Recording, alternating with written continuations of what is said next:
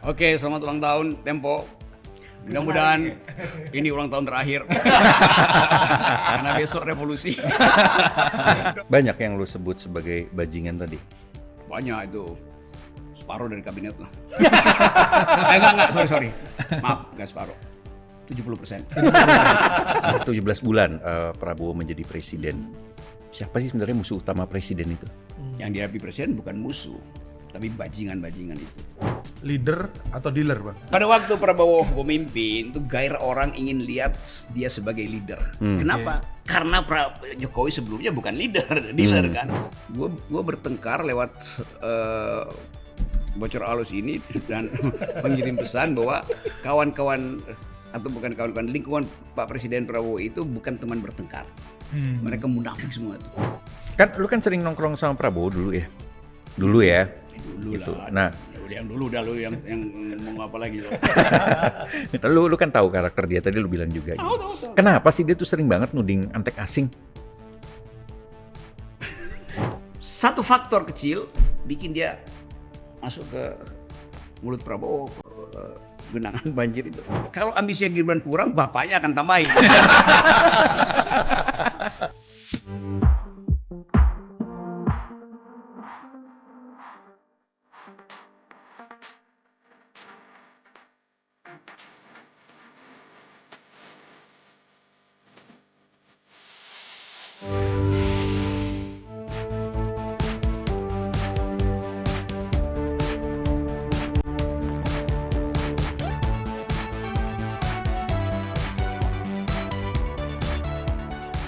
Yo, jumpa lagi bersama kami di Bocor Alus Politik. Kali ini kami dalam rangka ulang tahun Tempo ke-55 kami menghadirkan tamu khusus, yaitu Rocky Gerung. Oke, selamat ulang tahun Tempo. Mudah-mudahan ini ulang tahun terakhir. Karena besok revolusi. 2 minggu, Bang ya? 2 minggu. 2 minggu lagi revolusi. Oke, selamat ulang tahun nih. Gue antek-antek Tempo tuh. Anda bocor halus. Antek bocor halus. Teman-teman, ini ada kaos edisi terbaru Bocor Halus Politik. Nanti bisa dilihat di Instagram Bocor Halus untuk membelinya. Ada foto Pram tuh kayak kakek-kakek di situ tuh. Iya, karena yang ulang tahun Tempo maka kita akan membahas Prabowo, ya kan? Nah, Bang Rocky, ini pertanyaan pertama nih. Ada anggapan bahwa Rocky Gerung setelah Prabowo menjadi presiden itu tidak sekritis dulu. Lu setuju nggak tuh, Bang? Setuju. Oh, Kenapa, Bang? Selesai podcast ini. Ya orang selalu bilang begitu. Rock lu setajam ke Jokowi dong. Oke, gua akan hajar Prabowo karena dia membuat IKN. Gua akan hajar Prabowo karena dia bikin utang wus. Gua akan hajar Prabowo macam-macam. Bener nggak? Enggak, semua itu kan Jokowi. Ya karena itu. Kan ketajaman itu ditentukan oleh apa yang dilakukan seorang. Jadi nggak fair kalau saya setajam Jokowi itu juga pada Prabowo. Saya juga tajam pada Jokowi dulu soal IKN, soal WUS, soal Omnibus Law. Kan nggak ada pada Prabowo. Jadi bukan gua hindari itu, tapi apa ketajamannya di situ. Lalu orang bilang Rocky Gerung harus netral tuh. Jadi hajar Prabowo. Oke, gue hajar Prabowo. Netral nggak gue? Netral artinya saya yang pilih, bukan lu yang suruh, itu kan. Itu juga yang menyebabkan negeri ini tidak mampu untuk mengolah pikiran sendiri. Mesti denger orang. Kalau orang bilang, lu netral dong. Oke, gue netral. Maka gue nggak netral, kan lu suruh netral kan. Gitu kan. Lu harus banding dengan menghajar Jokowi dengan Prabowo. Oke, gue lakukan. Maka itu bukan keputusan gue. Kan setiap orang punya otonomi, punya kaidah eksistensi untuk mengucapkan kritik, oposisi, puji-pujian itu pada momentum tertentu dan dalam peristiwa tertentu gitu. Jadi saya nggak ingin layani fantasmagoria publik itu. Bang, tapi yang ada pada Prabowo, yang tidak ada pada Jokowi tentu saja, misalnya MBG, Koperasi Desa, kurang kacau apa ya itu, kurang bermasalah apa program-program itu kalau kita melihat yang ada pada Jokowi yang tidak ada pada Prabowo, waktu itu sebaliknya. Lalu Kenapa itu nggak dikritik? Atau gue nggak kritik, gue cuma bilang hentikan itu MBG. Gue bilang hentikan MBG karena nggak berguna tuh. Kapan gue ucapin itu? Setiap hari. Nah, lu yang telat tempo nih. Ya jelas lah MBG. Tapi kan MBG tuh kayak apa itu? Ya. Nggak ada esensinya di situ secara politik. Karena bisa orang perdebatkan, ya memang itu perintah konstitusi, yaitu pelihara fakir miskin. Kan yang mesti kita kritik adalah ekses dari ketidakcermatan menyusun regulasi, menyusun organisasi, manajemen, itu aja. Jadi itu tidak mendasar sebetulnya. Buat gue ya, gue mau kritik yang mendasar tuh. Nah, itu hentikan saja MBG. Ya hentikan aja kan. Karena menimbulkan banyak kontroversi itu. Tetapi sebagai ide dia adalah pelaksanaan dari konstitusi. Kan konstitusi bilang pelihara fakir miskin, cerdaskan kedua bangsa. Setiap presiden cuma disuruh itu oleh konstitusi. Yang selebihnya omong-omong mereka kan. Kan perintah konstitusi setiap presiden bertugas mencerdaskan kehidupan bangsa, memelihara fakir miskin. MBG itu memelihara fakir miskin. Tapi kalau MBG itu uangnya diambil dari upaya mencerdaskan bangsa, MBG sehat tapi otak kurang jadinya kan, karena kecerdasan tidak diperoleh kan. Nah, kalau begitu kritiknya itu mari kita hentikan itu. Bukan, kalau itu kritiknya mari kita masuk di situ tuh. Jadi kita mesti melihat trade off antara kecerdasan dan gizi. Itu baru. Nah, di trade off itu ada problem anggaran tuh. Bahwa Prabowo senang lihat semua itu. Oke, ini Makan bareng. kecerdasan.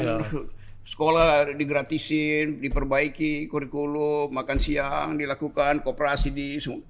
Jadi semua hal yang bersifat pameran tentang social welfare itu dia ingin kenali, dia ingin rakyat kenali pada waktu yang bersamaan. Nah, di situ kacaunya tuh. Kan mestinya prioritas gitu dong. Jadi yang saya kritik itu.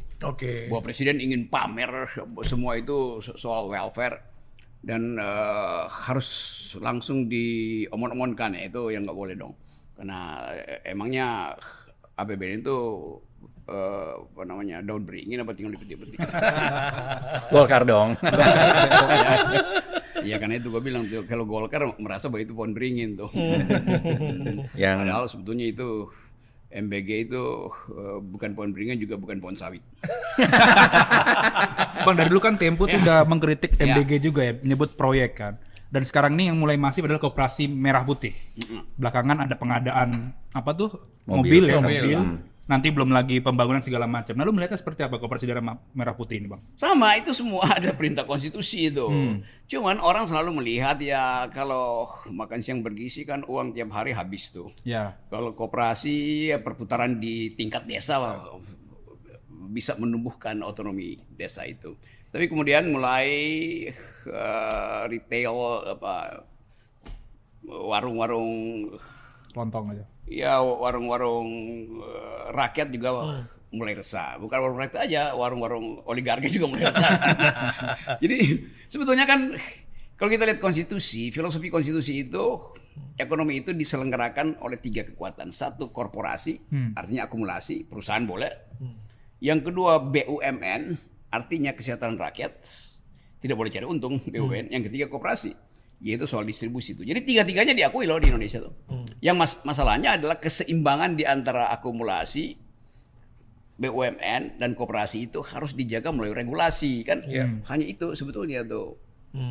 Nah, kalau dia bermasalah, ya bermasalahnya karena korupsi, karena diintai oleh bajingan-bajingan di dalam alur penyelenggaraan itu kan.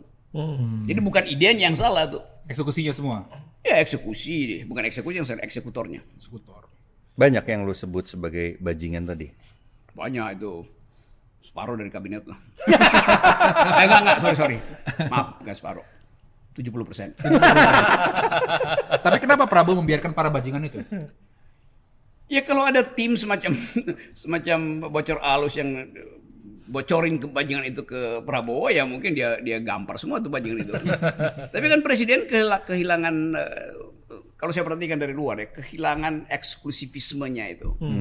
Yang tim diskusi yang memungkinkan dia dapat poin alternatif, dapat insight, tim diskusi yang playing devil's advocate, kan itu nggak ada tuan.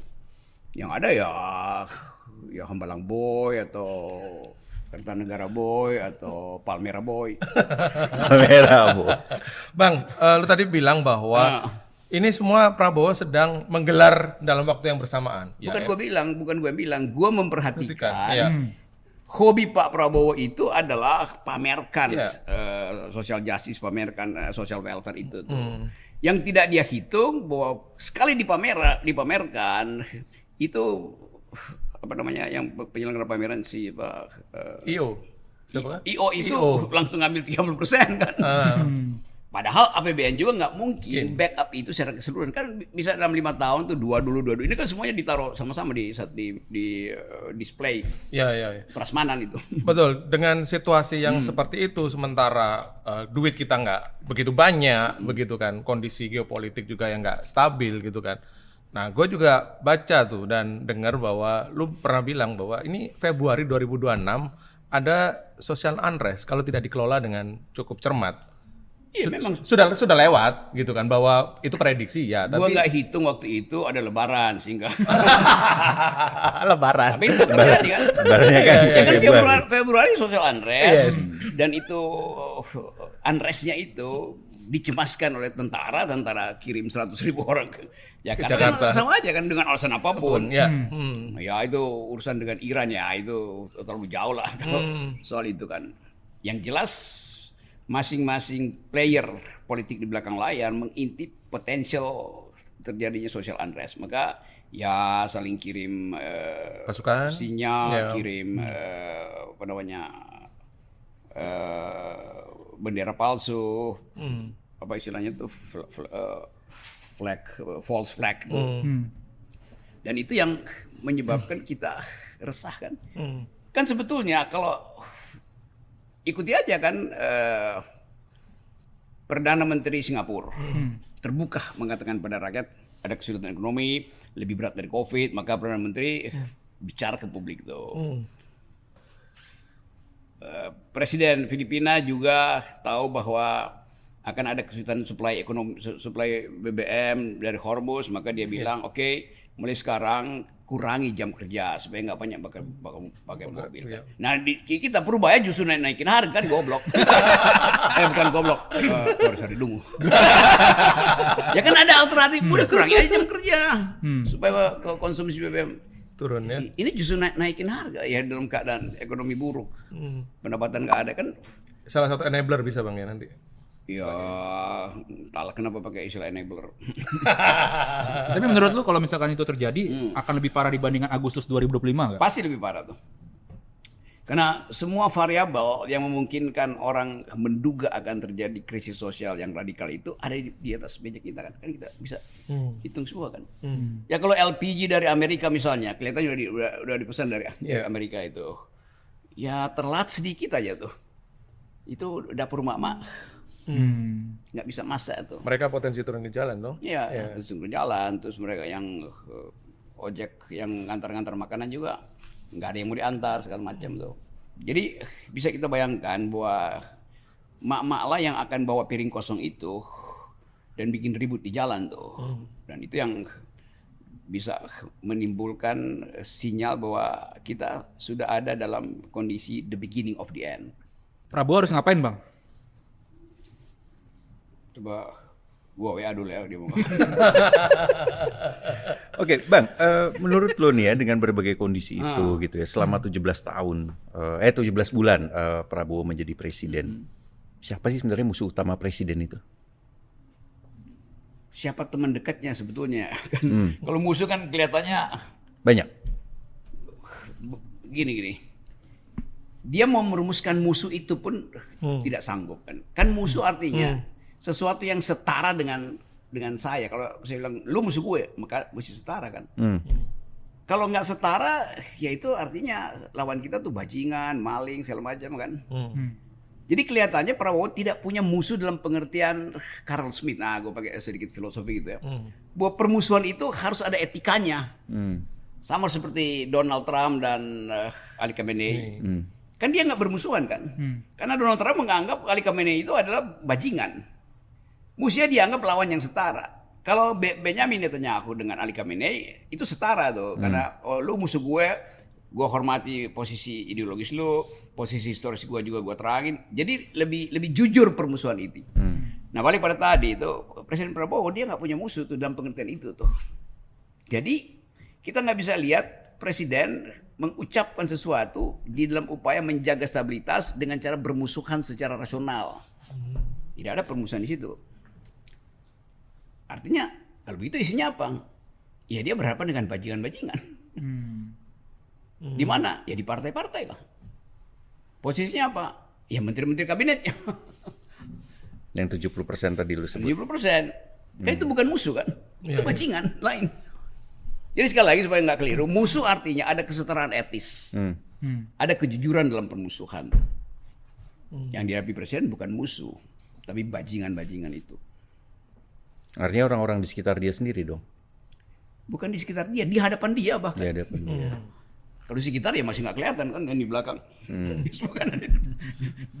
Ya ada apa tuh? Artinya bagaimana cara dia mengelola preman-preman ini, Bang? Ya sebagai politisi tentu ya berhitung momentum, kapasitas Gerindra sendiri mesti kuat dulu, terus ya barisan belakang harus ada partai-partai yang mendukung. Karena ini kan soal transaksi kekuasaan yang sudah diucapkan dan ditandatangani bersama waktu Presiden Prabowo susun kabinet kan.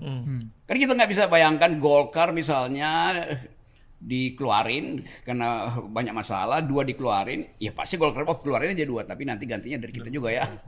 Kan nggak mungkin ganti dari profesional tuh karena perjanjian tes itu dengan waktu bentuk kabinet kan, itu susahnya tuh. Jadi walaupun bajingan, ya nggak bisa dia musuhi. Itu dilemanya tuh beliau. Dulu lu kan pernah menyebutkan bahwa Prabowo itu harus bisa lepas dari bayang-bayang Jokowi ya. Nah dalam 17 bulan ini kira-kira apakah itu sudah berhasil dilakukan oleh Prabowo? Berhasil dalam Atau dia justru musuh, Bang? yang Musuh dalam nggak kesetaraan mungkin itu. musuh kan itu. Berhasil karena Pak Jokowi terlihat mulai memusuhi Prabowo. Apa indikatornya, Bang? Ya bagaimana presiden janji mau nginep sepenuhnya di Solo, tiba-tiba mau keluar mengunjungi 300 kabupaten.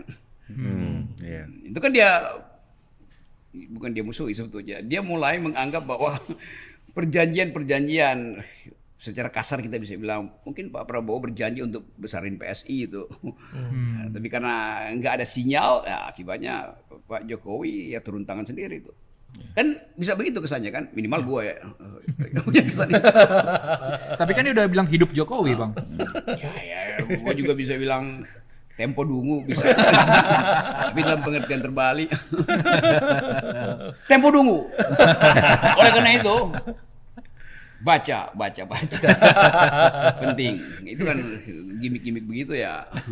Tapi menurut lo nih, 17 bulan pemerintahan Prabowo kalau dibandingkan dengan 17 bulan pertama pemerintahan Jokowi, mana yang lebih bagus? Jokowi lebih bagus. Dari secara kuantitatif Jokowi lebih bagus tuh. Ya kan Pak Prabowo tidak mampu memanage kekuasaan yang ada di tangan dia secara maksimal. Padahal legitimasi dia lebih kuat dari Jokowi. Dalam perbandingan itu ya Jokowi. Ya dengan legitimasi yang rendah itu, ya legitimasi ya bukan elektabilitas ya. Kan masyarakat sipil menganggap bahwa Jokowi legitimasinya rendah, tapi karena akal-akalan politik elektabilitasnya tinggi itu. Sebaliknya Pak Prabowo dianggap bahwa legitimasinya kuat. Kenapa? Ya karena kontra dari Jokowi pada waktu itu kan. Ya, mestinya kita anggap bahwa oke, kalau dia kontra bikin jarak secara kualitatif dong, bukan secara kuantitatif aja tuh. Itu, tapi mungkin ya dalam 2-3 hari ini akan ada sesuatu yang menunjukkan bahwa oke, Presiden Prabowo mengerti bahwa dia mesti lakukan semacam pembatasan pikiran publik yang mengarahkan dia itu seolah-olah masih bagian dari Jokowi. Nah itu soal kepentingan politik ya. Tapi kalau dari segi etik ya setahu saya Presiden Prabowo itu ya orang yang pernah tolong dia itu nggak mungkin dia. Dia khianat ya, atau Ya, tinggalkan. Musuhi itu tinggalkan. Ya ada semacam etik kepperwiraan. Tetapi kalau jumlah dan kualitas tekanan naik ya tentu dia mesti secara rasional juga menganggap bahwa etiknya dia itu etik yang sifatnya relatif sebetulnya kan. Oke. Lu kapan ketemu Prabowo, Bang? Terakhir? Oh udah Udah lama? setahun lalu kan ini. Tahun lalu. Iya, dah. Apa yang berubah dari dia, Bang? Apa yang berubah dari dia? Gue yang berubah cara melihat dia. Gimana tuh, Bang? Ya tetap kita ingin ada coba gue cariin istilah ya. Paling nggak sinyal bahwa arah kebijakan itu dihasilkan oleh percakapan intelektual. Arah kebijakan itu hasil dari pertengkaran yang rasional tuh. Di awal saya anggap begitu tuh. Karena tetap kita tahu ada tim di situ yang agak rutin bertemu, kendati itu teman-teman dekatnya, sehingga dimungkinkan kita percaya bahwa si ini ngerti ini, pasti akan ngomong dengan Prabowo tentang itu. Si ini ngerti yang sana. Tapi kelihatannya sekarang tim itu udah nggak ada, bubar atau nggak efektif. Kan setiap kali kita dengar ya Prabowo cuma dia ketemu Teddy, ketemu siapa? Pras, ketemu siapa lagi? Ya macam-macam lah yang R dan J. Tetapi kan itu kita tahu orang-orang di sekitar ini ya bermanfaat secara administratif, tapi tidak bisa mensuplai gagasan intelektual ke presiden kan, atau konseptual bahkan kan. Kan semua itu teknis yang disodorkan kan. Sini mau minta tambahan anggaran dicegah, kalau yang ini yang minta karena itu langsung ada kenikmatan sosial dikasih aja tuh. Jadi siapapun yang berbisik pada Presiden Prabowo tidak ada filter lagi. Jadi dia merangkap semuanya kan. Presiden merangkap Menteri Luar Negeri bahkan.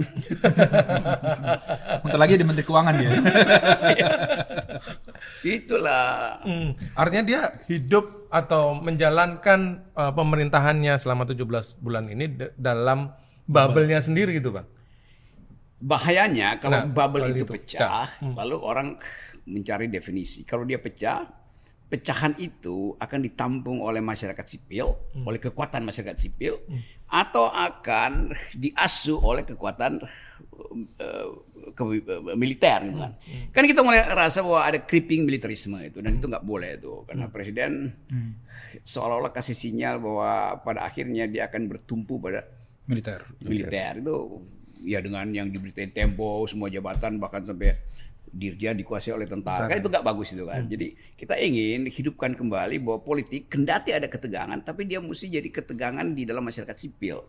Jadi persaingan antara masyarakat sipil itu demokrasi itu. Nah, itu yang saya kritik pada Presiden Prabowo, bahwa kesan ada militerisme yang merangkak itu menimbulkan ketidakpercayaan publik bahwa ternyata presiden yang sudah puluhan tahun membina atau mendirikan partai politik masih permisif terhadap gejala military efisiensi.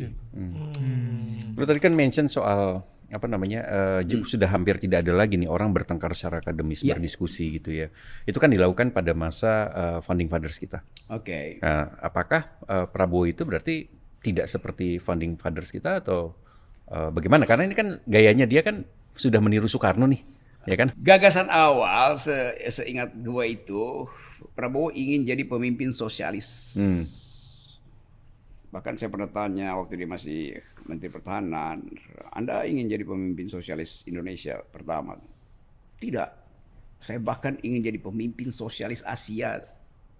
Nah sekarang kejebak gitu kan. Kenapa? Karena mainnya terlalu tinggi dengan Trump, dengan Putin, dengan Jinping. Kan mestinya Pak Prabowo itu dia perkuat dulu kepemimpinan dia di Asia tuh.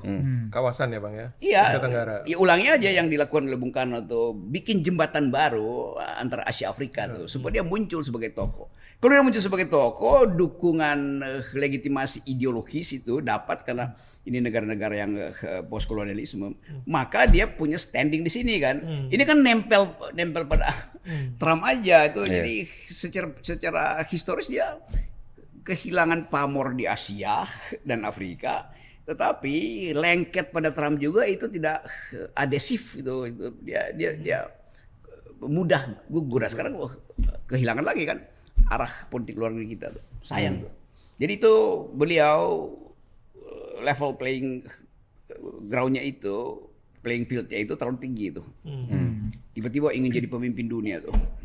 Padahal ya kapasitas dia mungkin ada, tapi kapasitas Indonesia dengan segala macam korupsi di dalamnya, segala macam ketidakpastian politik membuat orang menganggap itu bubble juga akhirnya kan. Bang, lu melihat nggak Bang? Mungkin Pak Prabowo kan lu bilang dulu ada teman diskusinya. Iya.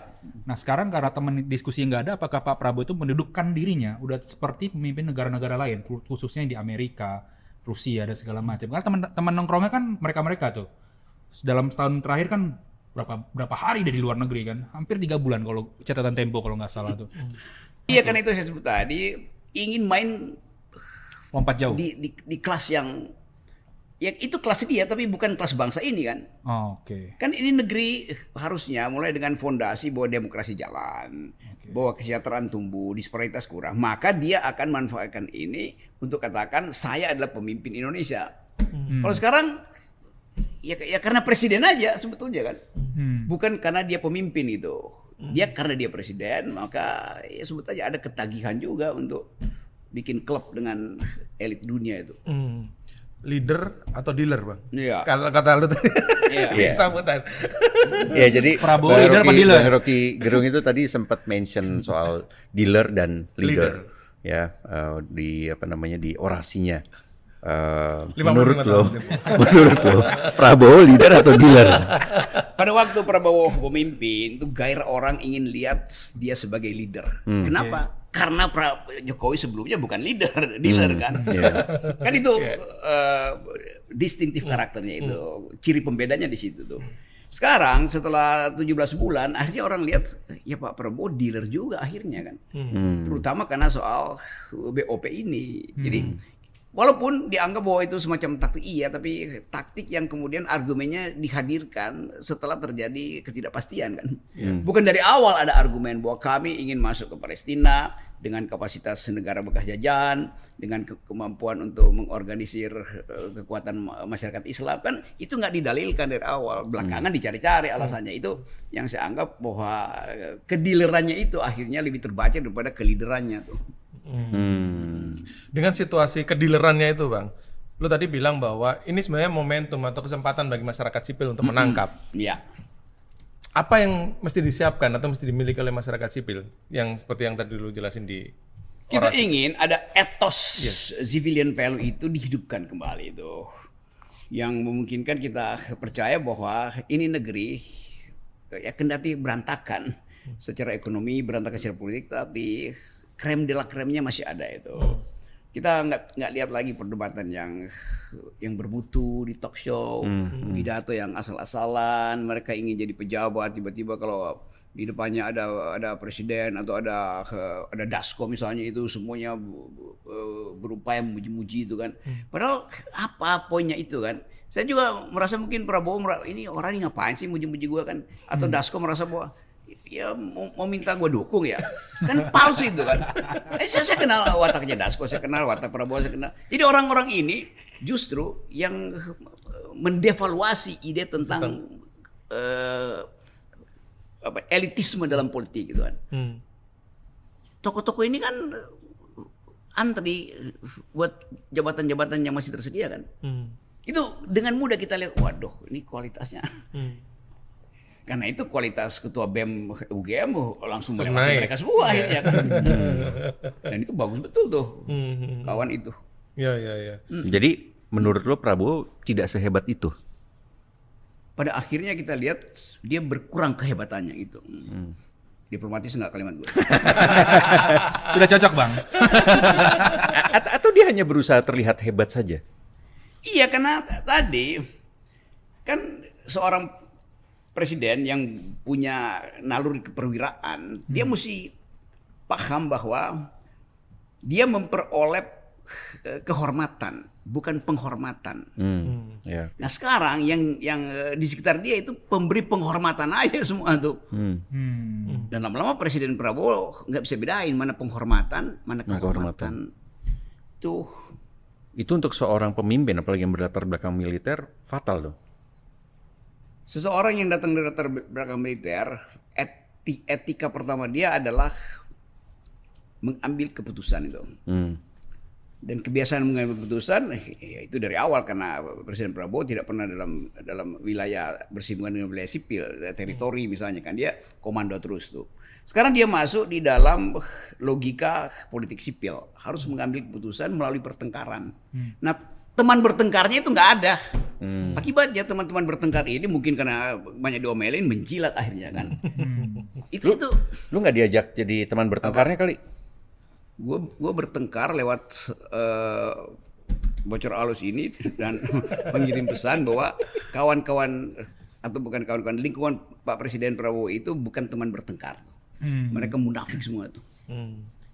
Tolong jangan diedit ya. Oh. Bang, tapi lu melihat gejalanya gini Bang, dulu kan Prabowo ke Amerika, ke Davos, gabung BOP, gaduh Republikan. Lalu ngundang lah ulama segala macam ya, mantan Menlu segala macam. Di konteks Iran ini dia juga melakukan hal yang sama gitu ya Bang. Nah ini apa yang dia cari Bang? Cuman menggalang dukungan saja atau omon-omon aja Bang di para forum itu Bang? Jadi kalau diundang misalnya Pak SBY, kita tahu SBY poinnya udah pasti itu, geopolitik segala macam itu, geopolitik gitu kan. Kan itu penanda bahwa dia pun nggak bekerja. Oke. Itu penanda bahwa lembaga-lembaga riset itu tidak mensuplai ide kan. Kan akhirnya ide itu dicari pada persona, pada orang. Kan mestinya ada think tank yang backup itu. Kita nggak lihat bahwa presiden itu di backup oleh think tank. Nah, karena ketiadaan backup itu ya minta individu tuh buat terangin itu. Nah, kalau individu yang datang, ya pasti dia ada aja interest sedikit yang disodorkan di situ. Nah, begitu interestnya itu mulai terlihat saling silang, ya presiden pusing lagi, bingung lagi kan. Jadi selama tidak ada tim khusus yang satu suara itu, ya presiden akan minta orang datang kasih tahu nih soal oposisi apa, soal Iran apa, soal ekonomi apa. Ya semakin banyak orang, ya semakin indecisive kan. Pusing juga dia pada akhirnya. Iya, ya itu reaksi psikologinya ya tidak utuh akhirnya tuh. Kan presiden mestinya ada tim yang hanya itu. Apa namanya semacam apa namanya yang dibikin sama KP4 SBY. West Wing itu. Oh, West Wing ya. Yang West Wingnya nggak ada, itu masalahnya cuma itu. West Wing yang secara terus-menerus mengamati keadaan, lalu membrief presiden setiap 20 menit. Kan itu enak kan kalau itu jalan kan. Bang, tapi itu mengandaikan kalau Lalu saja jadi mengandaikan bahwa tim yang West Wing itu decisive gitu. Tapi Iya. bagaimana kalau Prabowo sudah punya preferensi bahwa ya sudah Bang, gue pengen mainnya itu di level itu gitu, sementara masukan apapun nggak akan Justru kalau seorang presiden itu individualis, punya preferensi, nggak mau diatur, dia bikin tim supaya ada teman debatnya itu. Justru itu kan jadi West Wing itu dibikin supaya jadi devil's advocate, kan itu intinya, pengimbang tuh. Tapi dia juga punya, jangan lupa dong, dia kan juga punya sebenarnya wakil presiden namanya Gibran gitu Bang. Itu tank apa ting?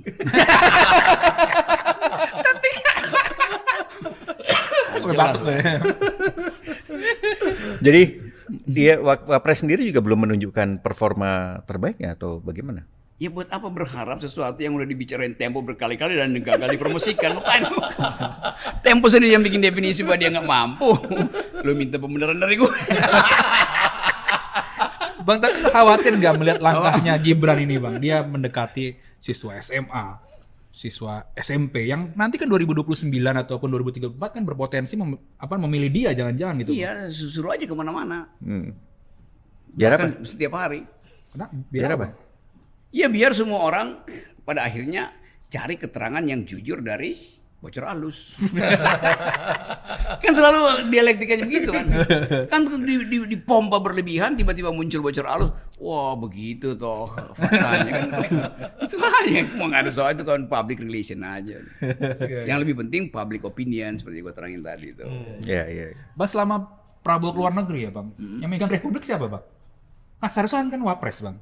Yang pegang Republik ya WA-nya Teddy dan WA-nya Pras. Nggak mungkin Wapres. Nggak mungkin Wapres, kenapa Bang? Ya kita tahu lah bahwa itu disuruh sama deep state supaya jangan sekali-sekali mendelegasikan sesuatu di tangan yang begituan. tangan yang jenis begitu kan. Dia tiba-tiba tanda tangan. Ini aku menduga begitu ya keadaan. Pastilah itu nggak mungkin presiden. Saya kira presiden itu bagian itu dia sangat waspada tuh. Pada wakilnya sendiri dia pun waspada. Ya harus ya kan lebih baik waspada pada wakil daripada waspada pada Tempo. Karena Tempo kan terbuka. Kan bukan Gibrannya sebetulnya kan. Kan Gibran ini ada di dalam loyang politik yang masih bisa digelombangkan oleh Presiden Presiden Jokowi kan. Jadi kalau airnya dibikin keruh, ya impactnya pada presiden. Kan tetap Presiden Jokowi itu tidak mungkin berhenti niat untuk membesarkan Gibran. Yeah. Logiknya begitu. Masih ngintip terus dia. Ngintip lah itu. Jadi bukan karena Gibrannya maka Presiden Prabowo mungkin ya itu tadi apa waspada, bukan karena Gibran itu satu kimia dengan jenis kekuasaan yang masih mengintai dia itu. Nah, itu dalam politik realis pasti terjadi. Kan lu kan sering nongkrong sama Prabowo dulu ya. Dulu ya. Dulu gitu. lah. Nah, yang dulu dah lu yang ngomong apa lagi. lu kan tahu karakter dia tadi lu bilang juga. Tahu. Kenapa sih dia tuh sering banget nuding antek asing? Yang dia maksud apa antek asing itu? Makanya gue nanya ke lu Bang. Salah satunya kan Tempo, terus juga influencer atau orang-orang yang mengkritik Indonesia dia. jadi antek asing itu. Iya, antek asing. Ya tadi nggak ada, kan di benak presiden seluruh kekacauan republik dimanapun itu pasti kerjaan asing tuh kan. Infiltrasi dalam keadaan Penggalangan juga ya. iya penggalangan, nah itu biasa aja kan sebetulnya kan. Apalagi Indonesia itu sangat lukratif ekonominya tuh, semua mineral terbaik ada tuh, potensi laut segala macam. Maka dia diincar oleh asing. Nah pikiran itu jadi kurikulum utama di kepala Presiden Prabowo. Sejak kapan ya? Sejak 2019 kan, itu terus menerus kan. Jadi belum diedit. Jadi itu aja yang keluar kan nanti kan. Ya udah jadi Alam bawah sadar. iya jadi plate, jadi apa namanya? Jadi template kan. Template. Kan begitu kan. Lain kalau ada diskusi. Ini kan menunjukkan berarti Pak Prabowo nggak pernah diskusi dong untuk mengetahui bahwa ya orang udah kesel nih antek asing itu apa.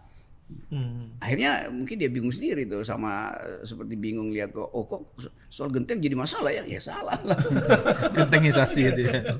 Tiba-tiba aja muncul. Jadi kuncinya tidak ada teman diskusi itu. Teman diskusi artinya yang setara, yang presiden ngomong 5 menit, kita juga bisa ngomong 5 menit. Jangan kita baru ngomong 2 menit, presiden ngomong 7 jam kan. Bisa dong. Tadi kan lu di acara ulang tahun Tempo sempat mention soal pemerintah saat ini lebih mengedepankan public relation ketimbang public opinion. Mungkin bisa dijelasin juga ke pemirsa tadi. Seperti apa tuh gejalanya sampai lu bisa ngomong itu?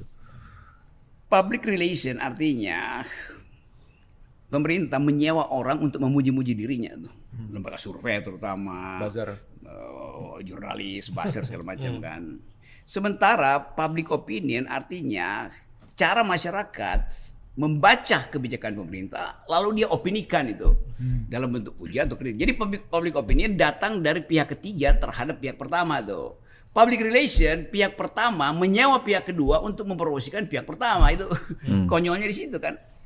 Nah, itu tugas dari jurnalis memproduksi public opinion. Tugas dari buzzer-buzzer ini memproduksi public relation. Akibatnya mak bisa bedain akhirnya. Loh ini amplop semua dong kalau public relation kan. Demikian juga lembaga-lembaga survei yang sekedar mempromosikan presiden atau siapapun itu dengan metode public relation itu. Di-PR-kan doang itu. Nanti lembaga survei bilang kan data kami survei. Iya tapi lu itu lembaga survei publik, pertanggungjawaban publik lu apa? The use of public reason apa atau public use of reason itu mesti di dalam percakapan, bukan sekedar grafik statistik kan nggak begitu kan demokrasi. Deliberasinya di situ. Tapi kalau dipanggil diskusi di sini itu kan margin of errornya ada di situ. Ya elah bego. Bang, ini kan dolar udah 17.000 ya. Tadi kan udah diskusi juga 17.400 tadi. Bisa angka segitu ya, minyak pun akan naik segala macam. Oke. Menurut lo apa yang harus Prabowo lakukan, Bang? Nanti kan di tengah mungkin bulan depan atau mungkin minggu depan ada krisis Ya kan ekonomi, intinya adalah austerity kan, penghematan aja kan. penghematan. Ya karena itu MBG mestinya paling nggak di stop panjang itu. Lalu mitigasinya apa? Ya mak-mak kan datang pun itu harganya pasti naik kan. Semuanya naik ya. Semuanya. Jadi kalau presiden mau yang bagian MBG ini ya ganti aja semacam subsidi total listrik aja kan dibebasin kan. Kan kita kelebihan listrik kan karena deindustrialisasi kan. Ya. Suruh plus listrik. Lalu bagiin kompor listrik. Ya paling nggak 3 bulan mama aman tuh. Itu mencegah piring kosong mama itu tiba di istana. Malah Bahlil dapat proyek tuh, Bang. Berapa juta motor listrik tuh nanti tuh. Apa? Bahlil dapat diperintahin Prabowo. Siapa itu? Bahlil, Ya siapa dia? teman Abang. Dia ngaku teman gue. Kalau dulu sih di podcast sebelumnya dia nyebutnya iblis. Tapi Bang, dengan segala persoalan ini ya, menurut lo atau lo punya keyakinan bahwa Prabowo akan terus bertahan sampai 2029? Enggak.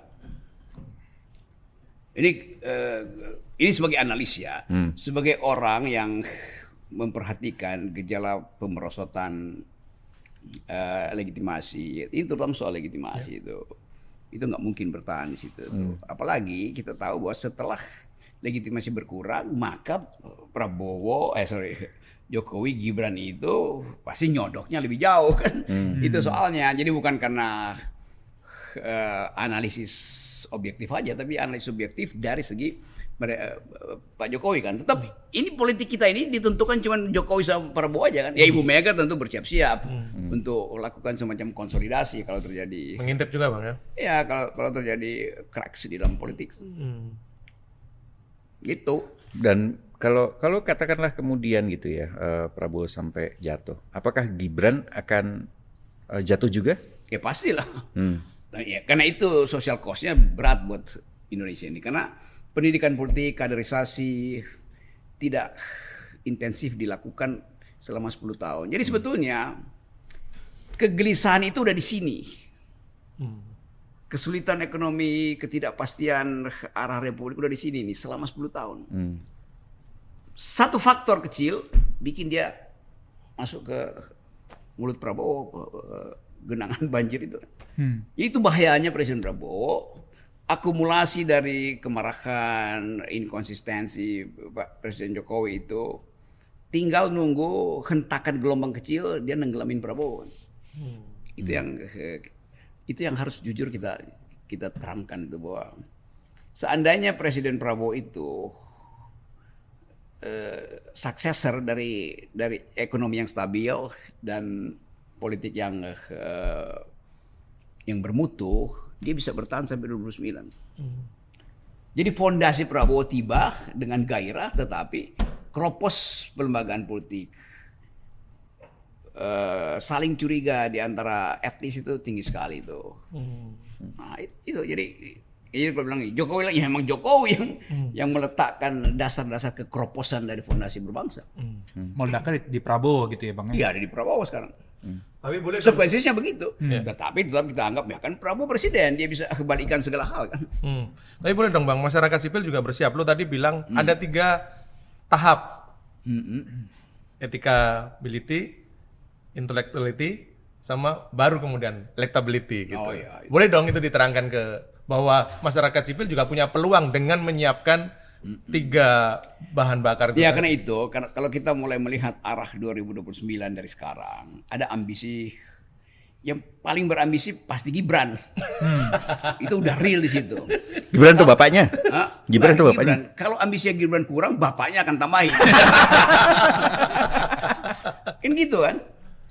Sebab kalau kita bayangkan Presiden Jokowi itu kasusnya banyak. Dan dia hanya mungkin diselamatkan bila darah dagingnya yang jadi presiden kan. Lumrah di dalam pikiran Jokowi, bukan pikiran kita. Jokowi berpikir begitu. Kalau dia berpikir mau jadi negarawan, ya udah dari awal dia bilang Gibran kamu stop aja jadi wakil presiden. Karena mari kita balik ke Solo. Karena kelihatan kultur politik Indonesia itu membebani kamu kan begitu. Ya saya bisa bayangin misalnya setiap minggu mungkin Gibran mengatakan Bapak saya capek itu kan. Tapi Ngomongnya ke siapa? ya ke bapaknya. Kan dia bilang bapak saya capek itu. Nanti Pak Jokowi ingatkan, Gibran, bukannya kamu dulu bilang justru pada Pak Prabowo, jangan takut, ada saya Pak Prabowo. Jadi jangan takut Gibran, ada saya Mas. Oh ini Imajinasi Bang ya. Kremlinologi gitu. Atau cara Machiavelli membaca politik Florence waktu itu kan begitu. Karena itu dia tulis di dalam buku The Prince itu. Nah itu juga begitu. Jadi kita bisa duga sebetulnya Solo setiap kali ada gejala kecil dia akan anggap itu bisa diperbesar tuh. Naluri kekuasaan itu. Bang, tadi kan lu bilang juga kalau misalkan Prabowo kenapa-napa, Gibran kenapa-napa gitu kan. Tapi bukannya kalau misalkan Prabowo katakan tidak jadi presiden, yang naik wapresnya Bang. Iya itu kan konstitusi bilang begitu. Betul. Kalau misalnya kita bisikin pejabat-pejabat utama, ya intelijen, polisi, tentara, tolong bisikin Pak Gibran, Pak ini masa udah seperti melampaui 98, mending ikuti Pak Harto aja atau ya, bisikin di WA. Nah karena itu kalau itu terjadi kita masyarakat sipil siapin yang lo ingatin tadi. Tiga tadi. Satu adalah ethic-ability. Oke. Kapasitas etik dari seorang pemimpin itu mesti dibuka tuh. Gibran nggak ada tuh ya? Nah, nanti lu jawab terakhir tuh. Yang kedua intelektualitas tuh. Jadi etikabilitas dapat, intelektualitas dapat. Intelektualitas artinya seorang pemimpin itu dia mesti beredar di dalam semua isu di seluruh dunia tuh. Apa isunya aja? Satu soal global security dia mesti paham. Dua soal environmental policies, environmental ethics dia mesti paham. Tiga human solidarity. Itu diujikan pada intelektualitasnya tuh. Yang tadi etikabilitasnya ya diujikan dia pernah bohongin mama apa enggak gitu, kira-kira begitu. Pernah tersangkut korupsi walaupun banding tapi dia udah cacat di situ kan. Jadi etikabilitas bagus, intelektualitas bagus, baru kita izinkan dia pergi cari lembaga survei untuk uji elektabilitasnya. Jangan dibalik elektabilitasnya doang yang diuji itu. Padahal bolong secara etika dan kurang secara intelek. Itu aja masyarakat sipil harus punya filter itu. Dan masyarakat sipil itu kan melting potnya ada di Bocor Alus. Bang ini mungkin terakhir dari gua Bang. Ya, Dulu kan di Agustus 2025 kan masyarakat sipil tuh bersatu. Iya. Tiba-tiba rontok karena ada influencer yang mengagungkan 17+8 Bang. Nah lu bisa nggak kasih catatan supaya misalkan ke depan ada suatu pengerahan massa ataupun demonstrasi gitu nggak terjadi kayak gitu lagi Bang, kayak Agustus 2025. Kelihatannya aparat terutama polisi belajar dari kasus Del Pedro CS hari ini kan. Dan itu juga menunjukkan bahwa kesewenang-wenangan itu nggak mungkin lagi karena hakim-hakim yang muda ini di 2009 itu dia akan jadi ketua pengadilan gitu kan. Nah, gue ngomong begitu karena bukan kebetulan, gue ngajar di Mahkamah Agung hakim-hakim muda ini. Jadi gue tahu cara mereka berpikir. Kesempatan mempromosikan hakim yang pintar itu, reputasi hakim-hakim muda ini itu yang akan mencegah tadi bahwa akan ada penangkapan aktivis dan aktivis juga belajar banyak bahwa kesepakatan untuk menjaga masyarakat sipil itu harus melampaui perkoncoan di antara mereka tuh. Kan tetap kita tahu ini OKP ini diasuh oleh tokoh ini. Masyarakat akademis ini bertumpu pada amplop si menteri itu kan kita tahu itu kan. Tetapi dengan Agustus kemarin diingatkan bahwa hak untuk menghidupkan kembali rasionalitas dalam politik hanya bisa dimulai di forum-forum kampus. Oke. Jadi tetap gue dorong supaya mulai ada mimbar bebas itu kan, gitu buat memperlihatkan bahwa masyarakat sipil punya peralatan untuk bertahan dan peralatan untuk membayangkan Indonesia yang dibayangkan waktu kemerdekaan. Wah bijak ya kalimat itu. Kita ada kemungkinan nggak sih masyarakat sipil ini akan berhadapan-hadapan dengan tentara pada akhirnya? Bukan masyarakat sipil berhadapan dengan tentara. Tentara akan berupaya untuk menghalangi ide-ide masyarakat sipil tuh. Nah, kenapa dia begitu? Ya karena persaingan di kalangan elit tentara sebetulnya tuh. Bukan di dalam infrastruktur tentara. ketemu dengan banyak perwira, terutama yang sekolah di luar negeri itu, yang mulai bintang 1 tuh, Kopassus terutama tuh. Mereka belajar tentang politik, belajar tentang civilian value itu. Jadi ada gap sebetulnya, ada gap culture antara mereka. Kan saya tanya, kok kalian tidak mau ya terlibat dalam politik? Ya kami banyak yang saya sekolah di luar negeri mengerti bahwa setelah reformasi memang tentara itu harus jadi lain. Dan mereka ini angkatan 2000 ke atas loh, itu yang mulai dapat bintang itu. Jadi mereka mengerti itu. Jadi nggak mungkin ada span of command yang tiba-tiba satu arah itu. Pasti ada gejolak di bawah ini, terutama perwira-perwira menengah ini yang mulai memikirkan Indonesia nggak boleh begini-begini terus tuh. Dan tentara walaupun asal usulnya adalah perjuangan, the genesis of power itu bersama rakyat, maka rakyat yang harus menuntun tentara sekarang. Jadi saya ambil kesimpulan bahwa bahkan di kalangan tentara muda ini, the supremacy of civilian value itu mereka paham sepenuh-penuhnya tuh. Kalau lu ketemu Presiden Prabowo, apa yang akan lu sampaikan ke dia? Salam Hari-hari ini. Hari-hari ini gitu. Tolong dengarkan secara saksama dalam tempo singkat-singkatnya apa yang dibicarakan di Bocor Alus. Oke. Saksikan terus Bocor Alus Politik di youtube.tempo.co dan kalian bisa dengarkan juga di Spotify Bocor Alus Politik. Sampai jumpa. Sampai jumpa. Hai, selamat ulang tahun Tempo. 55 menjelang pensiun.